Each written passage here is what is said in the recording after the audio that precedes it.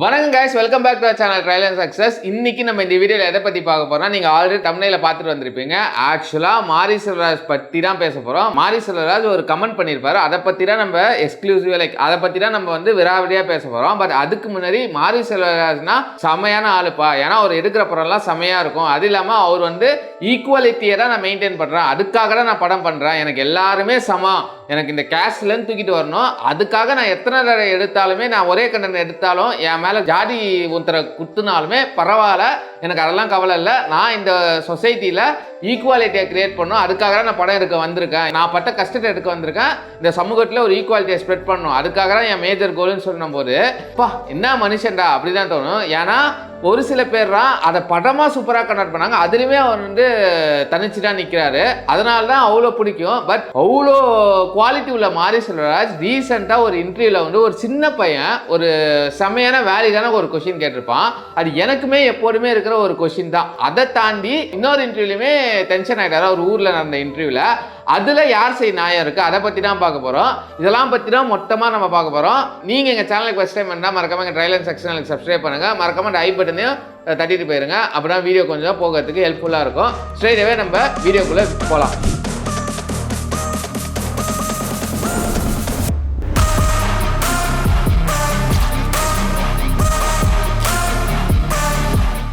மாரி செல்வராஜ்னா ஒரு ஈக்குவாலிட்டி அவர் இருக்கும். அவர் எப்போதுமே சொல்லாத ஒரு கடையை சொல்லுவார். இன்னொரு அது எல்லாமே அவர் பர்சனலாக அஃபெக்ட் பண்ண ஒரு கடை. அவரு பர்சனலாக பார்த்து அவர் இந்த ஊரை வெறுத்து சென்னைக்கு ஓடி வந்த அதுலேருந்து பாதித்த ஒரு கடையாராக இருக்கிறாரு.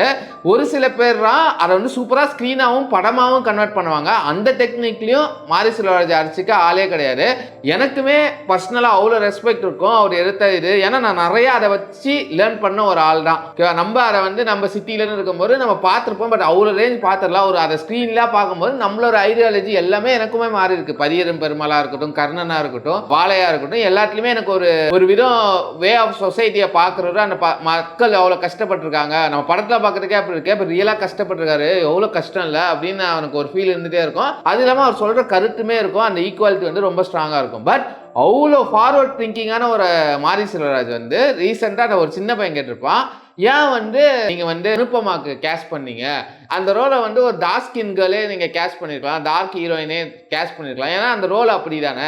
இந்த லீட் ஆர்டிஸ்ட்க்கு கொஞ்சம் டார்க் ஸ்கின்டாக மேக்கப் போட்டிருக்கிற மாதிரி இருக்குது அப்படின்னு சொல்கிறாங்க. இந்த மாதிரி செய்யறதுக்கு பதிலாக நீங்கள் நிஜமாவே ஒரு டார்க் ஸ்கின்டாக ஒரு ஆக்ட்ரஸோ இல்லை ஒரு ஆர்டிஸ்டோ போட்டிருந்தா அது பெட்டராக இருந்திருக்கும்ல.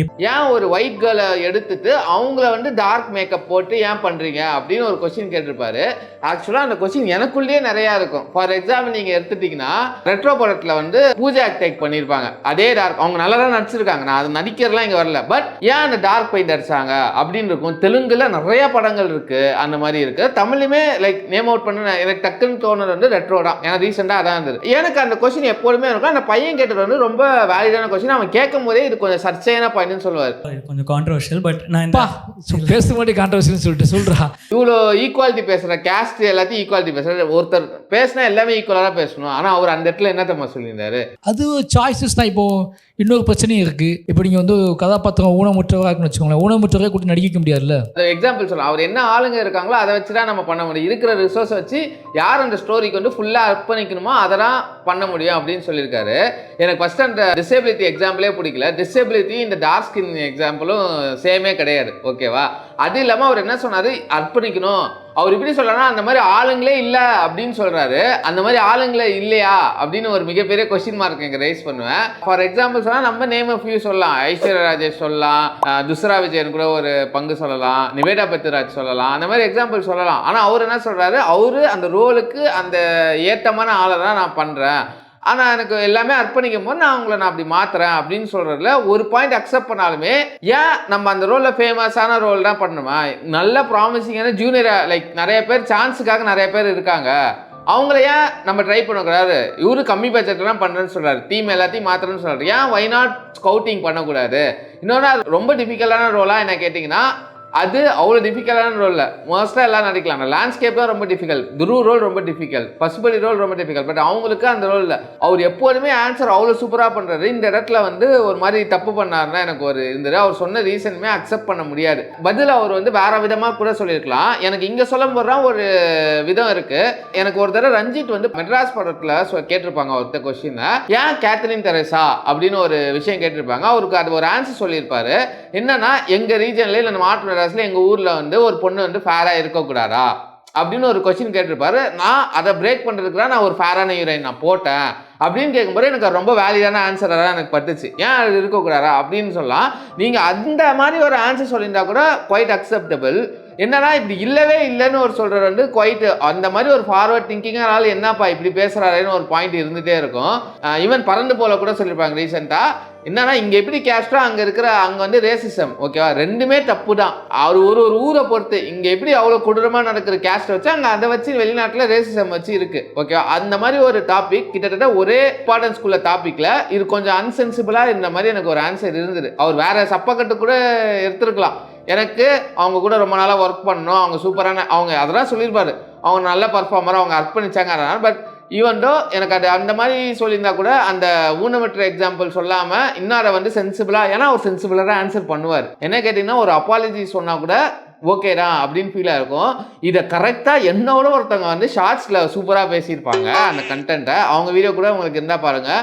பட் எனக்கு இந்த கருத்தில் மட்டும்தான் அவர்கிட்ட ஆப்போசிட்டாக இருக்குது. மீதி எல்லா கருத்துலையுமே எனக்கு மாரி செல்வராஜ் ரொம்ப பிடிக்கும். ஃபார் எக்ஸாம்பிள் நம்ம சொல்லியிருப்போம் இன்னொரு இன்டர்வியூ, அவர் ஊரில் போய் படம் பார்த்துட்டு வரணும் போது ஒரு இன்டர்வியூ கேட்டிருப்பாங்க. அவர் செம்ம டென்ஷன் ஆகிருப்பார். எல்லாரும் என்னப்பா இவர் டென்ஷன் ஆகிறாரு அப்படின்னு கேட்பாங்க. பட் அந்த இடத்துல அந்த மனுஷன் டென்ஷன் தான் ஆகணும். ஏன்னா அந்த கொஷின் அப்படி ஃபஸ்ட் அண்டால் நீ அதெல்லாம் இன்டர்வியூ ஃபுல்லாக பார்த்தீங்கன்னா 60 டே தான் சொல்லியிருப்பார், ஓகேவா. அவர் என்ன கேட்டிருப்பாருன்னா ஒரு 90s பீரியட்ல நடந்த கடை அதை ஏன் நீங்கள் திருப்பி எடுக்கிறீங்க, இன்னொன்று எல்லாமே அழிஞ்சிருச்சு, நீங்கள் திருப்பி எடுக்கிறனால திருப்பியும் வருது அப்படின்னு சொல்லியிருக்காங்க. இது ஒரு இடத்துல மட்டும் இல்லை, அவரே அதில் அட்ரஸ் பண்ணியிருப்பாரு. ஒரு இடத்துல மட்டும் இல்லை, நானே ஒரு 2-3 இன்டர்வியூவில் அதே கொஸ்டின் கேட்டிருக்காங்க. ஏன்னா இவர் ஏன் தேவையில்லாத ஒரு பிரச்சனையை வந்து முடிஞ்சு போன பிரச்சனையை எடுத்துகிட்டு வராருன்னு.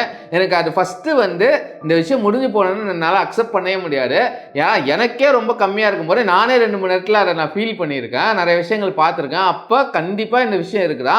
அது இல்லாமல் அவர் சொன்ன பதில் வந்து ரொம்ப ஆப்டான பதில். நான் வயசில் கஷ்டப்பட்டதும் நான் இதனால் பாதிச்ச பார்த்தா என் ஸ்டோரியை நான் எடுப்பேன், ஓகேவா. அதை கேட்கறதுக்கு யாருக்குமே ரைட்ஸ் கிடையாது. என் அரசு வந்து ஓகே சொல்லுது, அது மக்கள் முடிவு பண்ணிட்டோம். கதை ஏன் எடுக்கப்பட்டது, திரைக்கதை ஏன் எடுக்கப்படுதுன்னு மக்கள் முடிவு பண்ணிட்டோம். சென்சார் இருக்கு, அதுக்கெல்லாம் உட்பட்டு தான் நான் படங்கள் எடுக்கிறேன். அப்போ எல்லாரும் அக்செப்ட் பண்ணுறாங்களா. எல்லா ஒரு படம் எடுத்தால் எல்லா சைடுமே ஒரு பிரச்சனை வந்துட்டு தான் இருக்கும். அந்த மாதிரி இவரை மட்டும் ஏன் கேள்வி கேட்குறீங்க, நீங்கள் வந்து ஒரு ஜாதி படம் ஒரே மாதிரி எடுக்கிறீங்க அப்படின்னு கேட்குறாங்க. எனக்கு ஒரு கொஸ்டின் என்னன்னா, இவ்வளோ வருஷமாக நிறைய பெரிய டைரக்டர்ஸ் ஒரே மாதிரி தான் படம் எடுக்கிறாங்க. ஃபார் கமர்ஷியல் பண்ணாலே ஒரே ஃபார்மேட் தான். சில சீரியல் டைப் இருக்குது. சரின்னா அதை வந்து கேவலமாக காட்டணும், அதை நான் நேம் பண்ணுறதுக்கு ஒன்றும் இல்லை. சங்கர் பண்ணே பண்ணால் சரின்னா அப்படியே கேவலமாக தான் காட்டுவாங்க. அப்போ என்னைக்கே நீங்கள் போய் சங்கரை போய் கொஸ்டின் கேட்க முடியுமா. இப்போ இவர்கிட்ட மட்டும் ஏன் கேட்குறீங்க. அப்போ ஏதோ ஒரு அன்கம்ஃபர்டபுள் இருக்குது. இவர் சொல்கிற ட்ரூத்தில் ஒரு அன்கம்ஃபர்டபுள் எல்லாருக்குமே இருக்குது. அப்போ அது வந்து ஒரு ப்ரொஜெக்டாக வருது. ஒரு 4 பேர் கொஸ்டின், உங்களுக்கு 4 பேர் கேட்குறாங்களோ கேட்குறாங்க, உன் மனசில் அந்த கொஸ்டின் இருக்கிறால நீ கேட்குற. அது நீ சும்மா கேட்டு விட்டா பரவாயில்ல. ஒரு ஆள் டென்ஷன் பண்ணுற மாதிரி 5 தடவை 4 தடவை ஒரே கொஸ்டின் கேட்டிருப்பார். நீங்கள் தான் இப்போ தூண்டுறீங்க அதில் தான் ஒரு டென்ஷன் ஆகி கத்துறாரு. ஆனால் மாரி செல்வராஜ்ங்கிறத இங்கே வந்து கிளம்பி போனதுக்கான வழி வேணும் அவனுக்கு தெரியும். அதை மறந்துட்டு நீ சாதாரணமாக சாதாரணமா பாருன்னு என்னால் முடியாது. மறுபடியும் சொல்றேன், நான் ஆணித்தரமாக சொல்றேன், மாரி செல்வராஜ் மேலே ஒரு ஸ்டாம்ப் இருக்கு. அந்த ஸ்டாம்ப் மாரி செல்வராஜ் தொடர்ந்து சாதி எடுப்பான். அவர் என்ன பொறுத்த வரைக்கும் படம் நல்லா இருந்தா ஓகே தான். அது யார் படமா இருந்தாலும் சரி. நீ படத்துல பிரச்சனைனா பாயிண்ட் பண்ணு. ஆனா நீ எடுக்கிற கருத்துல நீ பிரச்சனை நீ சொல்ல, அது உண்மையிலேயே அது வந்து பிரச்சனை உள்ள கருத்துனா பரவாயில்ல. அவர் வாழ்க்கையில ஒரு நல்ல விஷயம், ஓகேவா. ஏன்னா பைசன்ல 2 சீன் நான் இப்பயுமே லெவலான சீன். ஒன்று வந்து லால் பேசுற சீன் துருவ்கிட்டையும், அமீர் வந்து கார்ல போகும்போது 2 சீன். 2 சீனுமே அவ்வளோ செமையான சீனு. இந்த சொசைட்டிக்கு தேவைக்கூடிய ஒரு சீன், ஓகே. அவ்வளோ கிளாரிட்டி இருக்கும் அந்த சீனில்.